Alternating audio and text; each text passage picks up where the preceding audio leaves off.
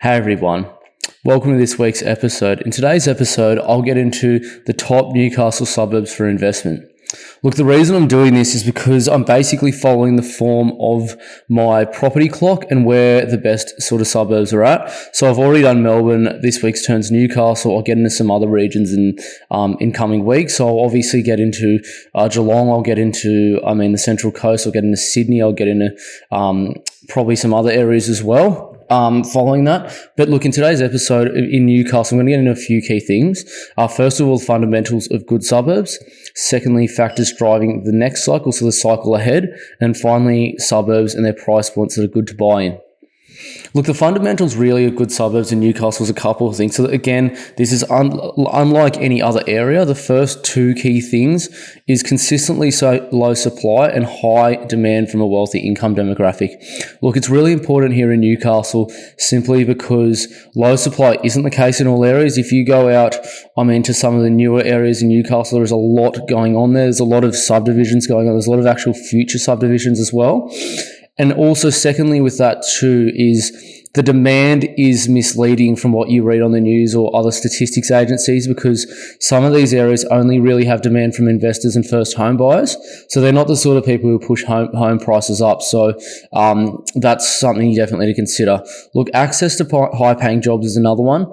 That in Newcastle is key because not all areas are well serviced by many, I'd say, good jobs. Don't get me wrong, there are a fair few areas with good jobs, but it's not all areas as well. Lifestyle triangle, the distance it takes to go from school to work to places, lifestyle locations and back home. If that's short, it's pretty good. Now, that lifestyle triangle is probably not like Sydney as it is in Newcastle, because in Sydney, that if it's within probably like 20 minutes to half an hour, people are still pretty happy. In Newcastle, it's like 10 to 15 minutes. You don't want it to be much further than that. It's just a microcosm of Sydney, that's all. Transport slash facilities, and then I've put hospitals slash university. So transport, I'll go to transport first because it's important, because there's certain locations in Newey that are very well serviced pretty much to the whole town. I will get into that in future suburbs when I actually talk about them. Facilities, and then I'll put hospitals slash university. Look, the two biggest employers in Newcastle are the hospital and university precinct. John Hunter Calvary made it, obviously, University of Newcastle, UON.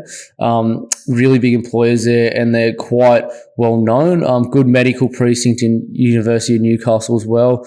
World-renowned healthcare facilities at those hospitals as well. So they actually do help quite a bit. I'm not saying it needs to be next to the hospital. I'm saying it needs to be in the vicinity. If it's within the vicinity, it's quite good as well. School zones, look, it's not as important, I'd say, as somewhere like Sydney or Melbourne or even some parts of inner Brisbane, but it still does play a part. Like a lot of you have quite a few younger families moving in to these areas that want to take, especially to the local primary schools, the better primary schools there, and also just even access to the decent local high schools or the grammar school. They're all pretty important.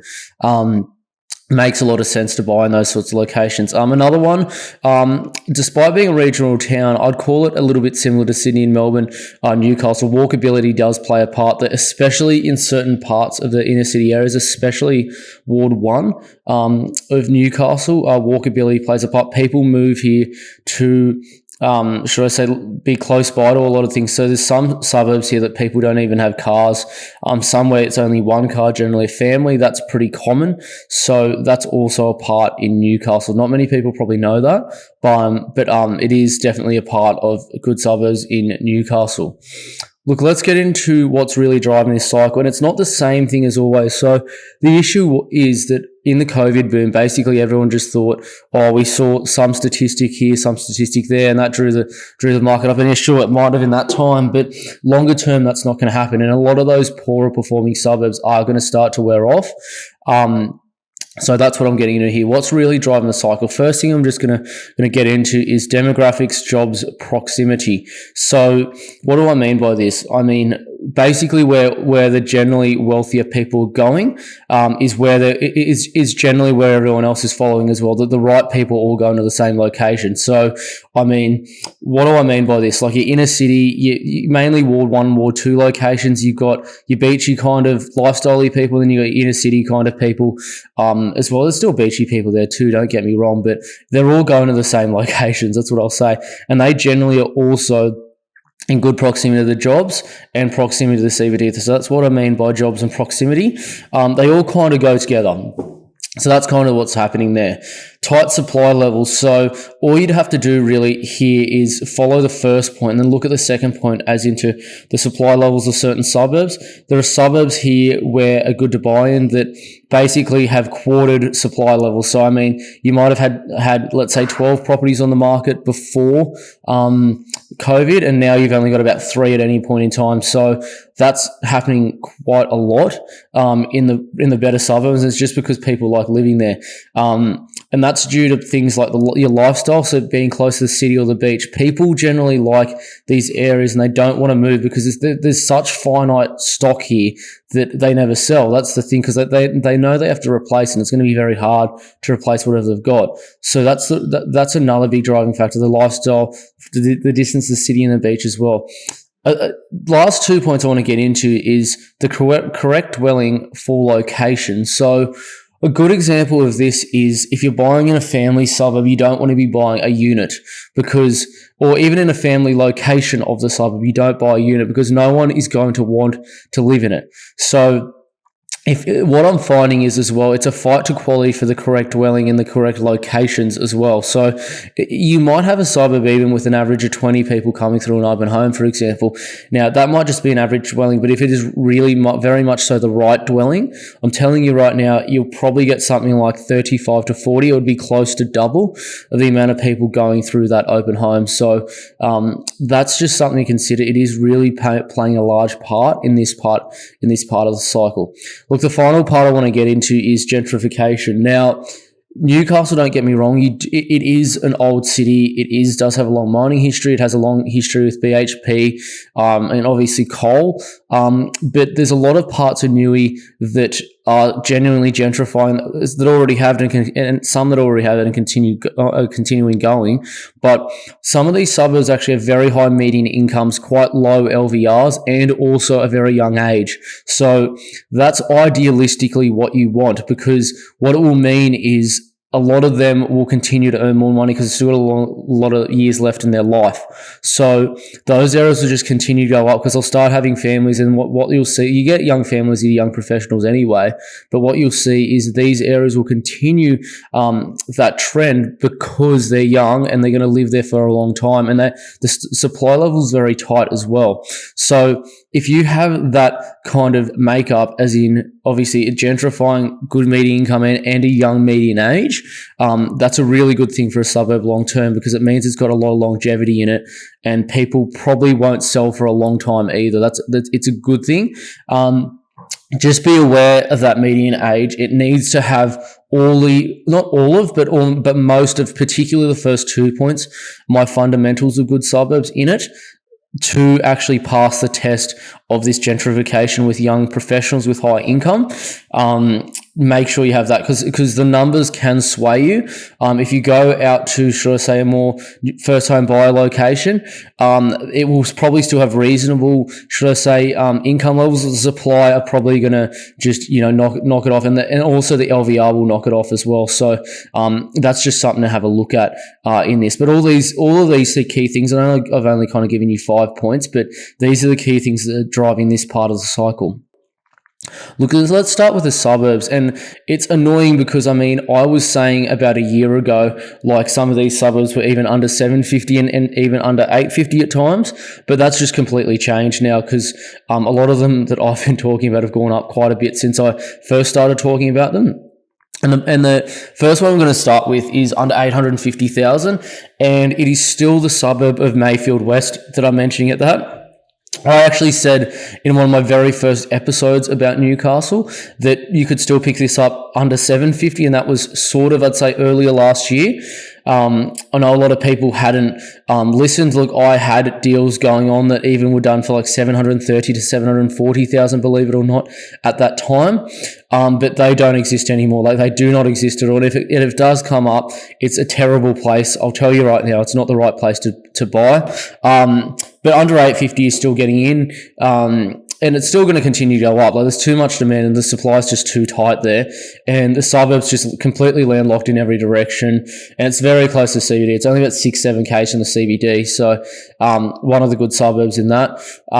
Really, what you just need to know here in Mayfield West is it's just completely starting to change in terms of its sort of demographics. So this is just a graph here showing 2006 on the left and 2021 on the right, so the 15 years.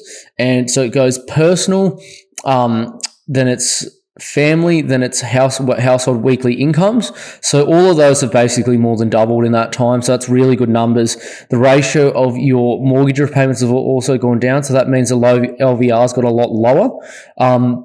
So all these things are really good. I still really like it. I know it's got a lot more expensive, but it's still got more to go because comparative suburbs are, a lot more expensive. Just be careful where you buy in the suburb. I mean, it's not all areas are good, but it's still a very good suburb to buy in. I've got it very close by here at under 900k as well. And that suburb is right next door, and it is Mayfield. Look, Mayfield really is, I'd say, it's one of your like CBDs, I'd say, of Newcastle. It's actually a part of a growth precinct plan in Newcastle, and it's also one of the key, I'd say, sort of, like, it does employ quite a few people down the main street as well. It's not far from the uni. It's not far from the hospitals either as well. It has a train line, has a lot of bus lines that run through it too. So transport's good. Median income's gone up like crazy. I mean, especially in certain pockets of Mayfield. They're just excellent locations to buy in. So, I mean, really, really good for that as well. Pardon me. Also, like, just along with that, you've got basically every facility you need in the world. And what shows that is just the walk score here. So, look, around that CBD centre, you can just see it's basically a walker's paradise there. You could go to everything. There's a whole new Coles. There's heaps of cafes. There's the Woolworths. There's even physio clinics, healthcare clinics, everything you need along there. You know, you got the high school nearby. You got Mayfield East Primary. You don't really have to go very far. There's people that are even in Mayfield that don't have cars because it's quite easy to get around.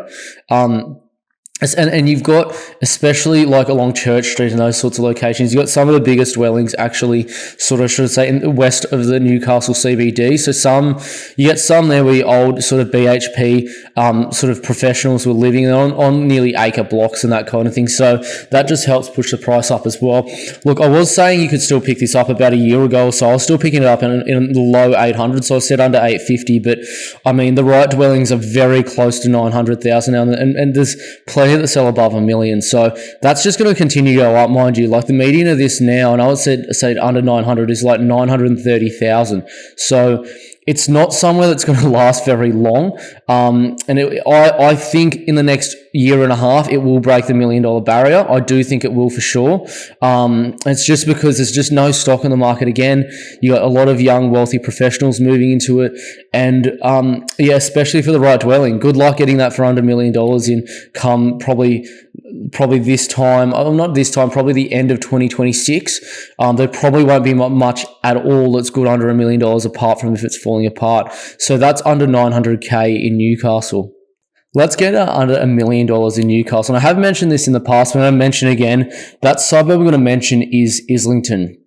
So look, Islington really, I'd say it's kind of like your inner city gentrified kind of market of Newcastle. Look, Islington itself is only about 3 to 4 k's from the CBD. It's very close to CBD. It is basically Hamilton, right next to Hamilton Station. It's a skinny little suburb near there. Islington really, again, is one of those. It's kind of like an inner city Sydney market. It's like villagey, very small blocks, but very good capital growth. I mean, certain pockets in Newcastle not Newcastle, but Islington longer term, I've seen it do, above 10% for more than 30 years. To give you an idea, very high median income here. very close weekly income to the actual monthly mortgage repayment. So it's really good in that. And look, it's really, I'd say, very cheap compared to what it's around as well. So look, Islington itself is, you're still picking up for about $950 to $1 million, right? But all the surrounding suburbs, like your Maryvilles, Tyres Hill, your, should I say, Hamilton, they're all anywhere from about 1.07 million to about 1.2 million, right? And I'd argue Islington is just as well located, and certain pockets of Islington are probably just as good as any of them that surround it. So for under $1 million, it's like that. And to give everyone an idea of kind of what it's like, I just call it like a gentrified kind of like new town of Newcastle. That's what it's kind of like. So you have a lot of alleys like this, a lot of shops that are, your alternate kind of lifestyle. That's what it's like. But Islington also is going to be a part of that transport orientated plan because it's right next to Hamilton Station. So it's going to be affected by that. You'll see a lot more developments go around the station here. It's very well located. It's one stop to Newcastle interchange on the train, and those trains go straight to Sydney, the ones that stop at Hamilton as well station, which is basically on the borderline of Islington anyway. So really good one in that as well. Definitely for under $1 million. Crazy numbers there. Like I think this will be probably 1.1, maybe probably even more by the end of probably 2026 to give everyone an idea. Let's get in under 1.2 million. And it's kind of really lucky here because, this suburb's gone well above this mark before, but it's just dipped down slightly. If you look at real estate or core logic, it won't say that, but I'll explain it in a second. And that suburb is Maryville. So Maryville is, it's basically a harbourside suburb of Newcastle. It does have a small industrial precinct, but also then you kind of have like a waterfront villa townhouse precinct, and then you got your kind of more residential precinct. Where I'm talking about here is a residential precinct of Maryville. Now, if you look on, as I said, real estate or core logic, it will say that it is under, it is under around 1.1 or under 1.1 slightly. But the reason it's saying that it's because Maryville's stock levels are so low. You generally have less than 25 houses a year selling there. And what's kind of happened lately is you've had a lot of homes or them classifying these as homes in that small kind of terrace cottage waterfront precinct, or as well the industrial precinct of the suburb where houses go for much less. Now, in saying that, right, where these houses go for less, it's not necessarily, should I say, a case of the property itself, the properties itself actually being that price. Like most of the right dwellings here are very close to 1.2 million because all the better streets here are around that kind of price. But Maryville really, it is probably in terms of the inner city, my favourite suburb of all of Newcastle because you've got extremely high median income. You got beautiful tree-lined streets. You got that creek you can see running along this photo here. It's called Throsby Creek, and you basically got a bike and walking path that goes straight into Wickham and Honeysuckle, so the centre of Newcastle, really. So people exercise all along. You got Islington Park just down the road there as well. Maryville Tavern, which is a great pub, and it's very villagey and quiet. It's extremely quiet. It's a beautiful suburb, really. And you got very high median income. Just to give you an idea about how strong the demographics are as well, this is just off SQM, and you'll see here if you just go back to 91. So the darker blue kind of navy graph there is the weekly family income, and that's the New South Wales average. And then basically the light kind of aqua, it's not really aqua, it's kind of just light blue. That's the postcode. So that's both Maryville and Wickham. Wickham is a very small suburb, but that's 2293 is both of them. But you'll see here, you can see it was well below the median sort of in the 90s and early 2000s, should I say, actual median of the state, and you can just see how much it's now exponentially increasing. It's gone well above that, and in 2026 it's projected to go even further, and that's just going to increase because this suburb's so well located. It's like 3 to 4 k's from the CBD, and just look at where it is on a map. Look at how nice the streets are. Just drive through it, honestly. Drive through it. Yes, it's villagey. It doesn't have big blocks or anything like that. But who really gives a crap? The median of the suburbs done like 9%. But if you take out all the crappy dwellings and all the ones that are badly located, just in the main good residential areas, it's done more than 10. I'll tell you that right now. I know that for a fact because I've done extensive research on this suburb, so it's excellent for that kind of thing. It's a very, very good suburb to consider for that. That's in Maryville under $1.2 million. Let's get it under 1.5. I've previously mentioned this in the past, but I'll mention it again, and that suburb is Cooks Hill. So Cooks Hill, I'd say, is kind of probably like Newcastle's Paddington. It's probably kind of like that. You got a lot of alleys like this. It's a very kind of gentrified kind of area. It's full of coffee shops right next to the CBD. It's like 1.5K from the CBD, to give you an idea. I mean, some parts you could probably even say like a couple of 100 meters away from the actual suburb of Newcastle. But really, Cooks Hill is a very, very old suburb. It's got very good demographics, a long-term population there. Believe it or not, you actually get properties in some parts that actually are even on their own title. Like, I mean, they're not attached. They're completely detached homes, and even some I've seen that are on larger blocks, right up to 500 to 600 meters squared. But they go for multi-million dollars today. But I've picked up miners' cottages here for under 1.5 million that perform perfectly well. And the thing about Cooks Hill is, look, it's got all the facilities, obviously, but look, just look at the walkability of it. You can see here, look, it's basically the second/third best walkable suburb in all of Newcastle. You don't really need a car if you live in Cooks Hill. I mean, you can walk straight to Bar Beach. You can walk straight into the CBD. There's transport everywhere there as well, so you don't really have any problems getting around there either. Look, under 1.5 million, really good rentability as well because it's such a good suburb. So that's Cooks Hill in a Newcastle. Look, I just want to, I know we're not super expensive, but I'll get into any budget now. And look, you're probably looking at about the $2 million to $2.2 million mark. And the suburb, I'd say for any budget that I would buy if I had the money. And this is probably a better one, I'd say, for owner occupiers, or if you're a very wealthy investor, if you had, I mean, like a $3 million plus budget because you won't fry all your borrowing on it, or if you just want a great place to live and you have the money. I think the best suburb to buy in all of Newcastle is the Hill. So the Hill in Newcastle is, like its name says, it's called the Hill because it's on top of the Newcastle Hill. That's the reason.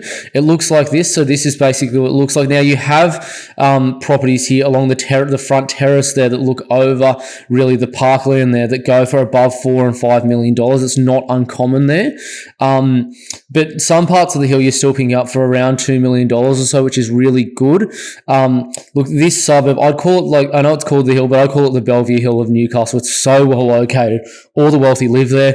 To give you a bit of an idea, the history of the Hill, it's basically where you kind of higher end people lived back in the forming times of Newcastle. So you had a lot of your councillors, your mayors, your high end lawyers, your doctors, and all those kinds of people that kind of live there.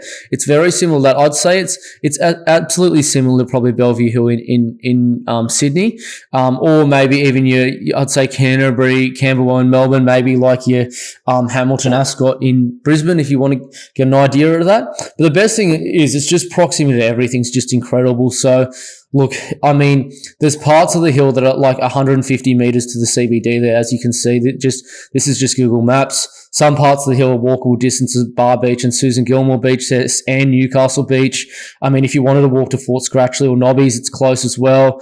Honeysuckle and the harbour side's very close. Like, you're not far from anything, and it's so tightly held. Like, good luck finding the right property if you don't have the right access. You don't have someone like me looking for something like this for you, because it's just, I'm telling you right now, it's very hard to source stock because people here just don't sell their homes. They hold them for 20, 30 years plus.